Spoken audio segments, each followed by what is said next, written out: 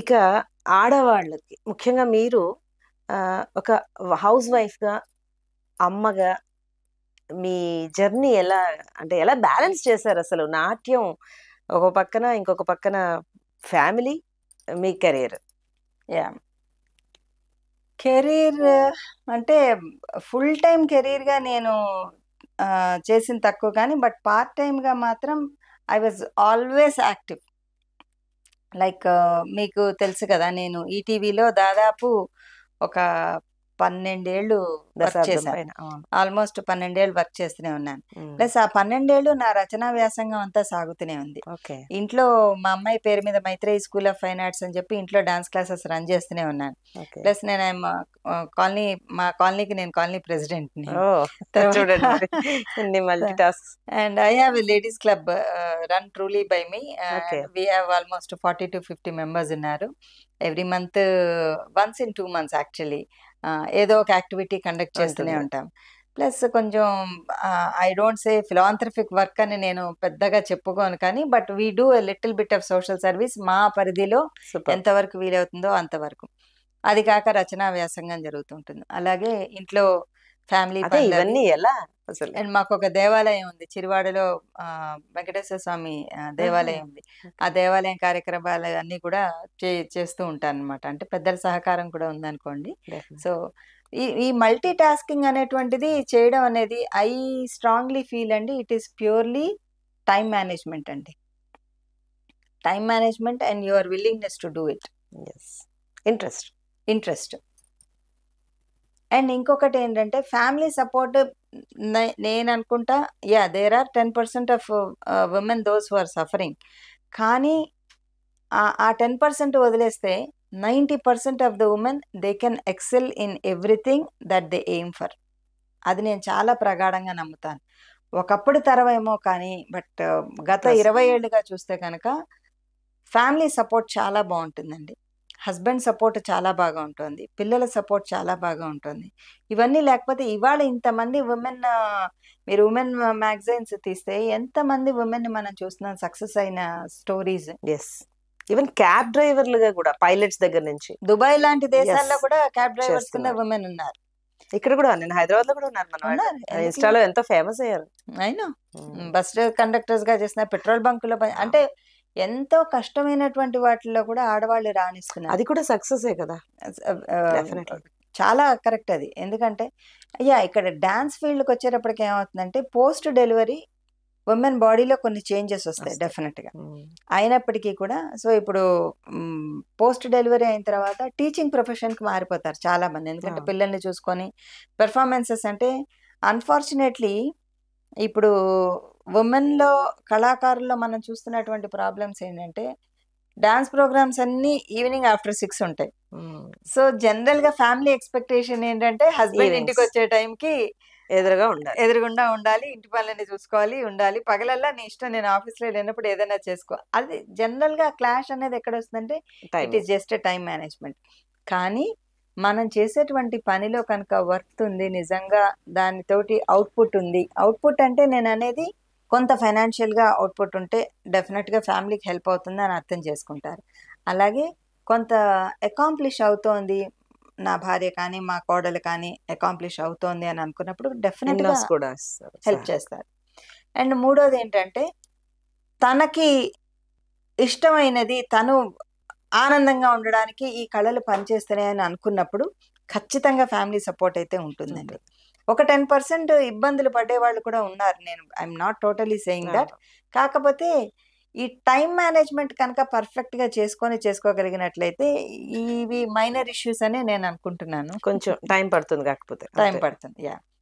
You should make them believe that what you are doing is right. దాంతో women empowerment గురించి వచ్చింది. Women empowerment అప్పటికి ఇప్పటికి ఉన్న తేడా గురించి చెప్తున్నారు. Please continue. ఉమెన్ ఎంపవర్మెంట్ అంటే నాకు ఆశ్చర్యం వేసేటువంటి విషయం ఏంటంటే ఉమెన్ కి ఎంపవర్మెంట్ ఎప్పుడు లేదని ఇవాళ ఎంపవర్మెంట్ గురించి ప్రజలు అడుగుతున్నారని నవ్వు వస్తుంది.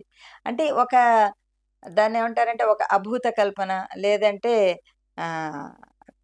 ఒక నాన్ ఎగ్జిస్టింగ్ గోస్ట్ అంటారు ఇంగ్లీష్ లో. లేనటువంటి దయ్యాన్ని ఉంది అని చెప్పి భయపెట్టడమో ఒక లేదా దాని మాయలో ఉంచడం. గురించి ఉమ్. చేయడం, ఒక భ్రాంతిలో బతుకుతున్నారు. ఉమ్. ఎంపవర్మెంట్ లేదు లేదు అని. ఒక చిన్న ఎగ్జాంపుల్ చెప్తానండి. రామాయణంలో రాముల వారు ఉమ్, అరణ్యవాసానికి వెళ్ళాలని చెప్పి కైకేయి చెప్తారు.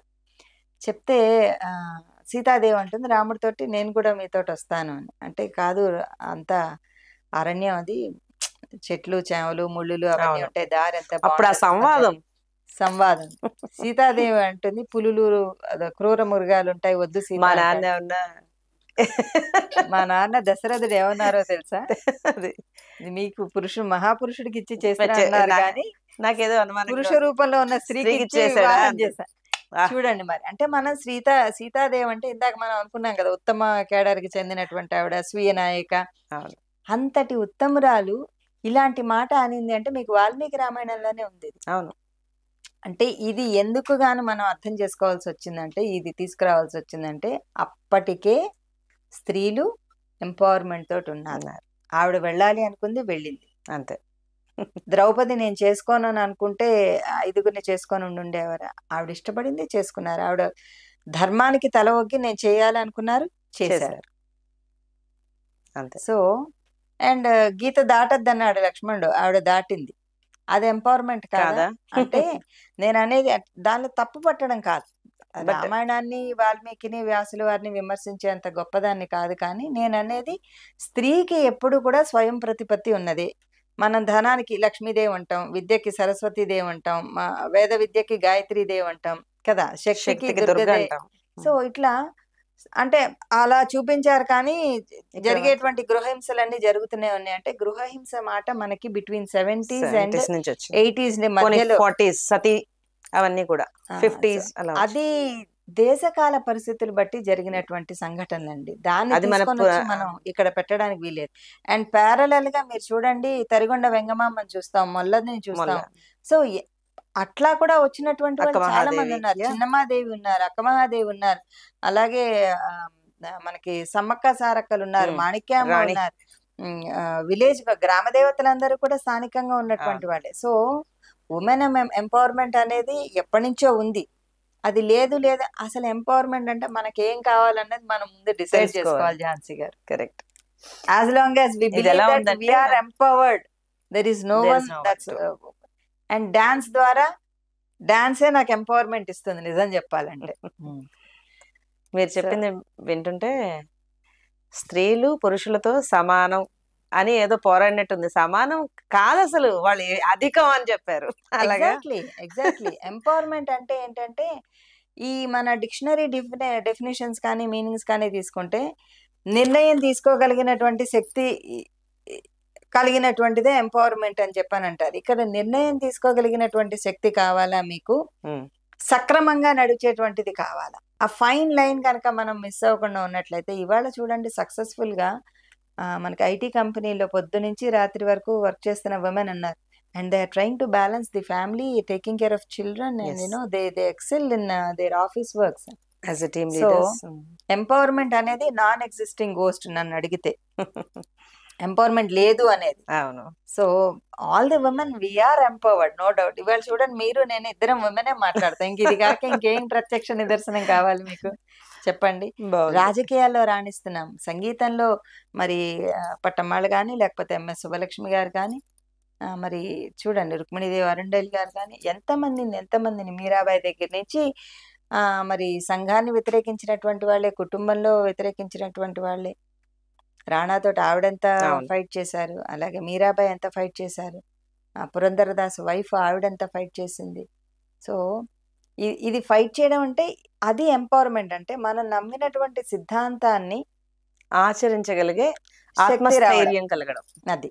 సో ఇక్కడ బేసిక్ గా మీరు అడిగినటువంటి సమస్య ఎక్కడ వస్తుందంటే, ఉమెన్ వాళ్ళ మీద వాళ్ళకి ఆత్మవిశ్వాసం లోపించినప్పుడు బయట నుంచి శక్తిని కోరుకుంటున్నారు. ఆ శక్తి ఎక్కడి నుంచి రావాలి? లోపల నుంచి రావాలి. కోడిగుడ్డు ఉంది, బయట నుంచి పగలగొడితే ఏమవుతుంది? ప్రాణం పోతుంది. లోపల నుంచి అదే కొట్టి బయటకు వచ్చింది అనుకోండి, కొత్త ప్రాణం వస్తుంది. సో ఈ ఎంపవర్మెంట్ అనేది మగవాళ్ళు ఇవ్వాలి, గవర్నమెంట్ రూల్ తీసుకొని రావాలి, అది చేయాలంటే దానివల్ల మీకు ఏ విధమైన ఎంపవర్మెంట్ రాదు. అవును. మీ అంతటా మీరు ఆత్మస్థైర్యాన్ని పెంపొందించి ఇవాళ మనం పివి సింధు గారి గురించి మాట్లాడుకుంటున్నాం, అశ్విని నాచప్ప గురించి, అవును. పిటి ఉష పిటి గురించి. ఉష.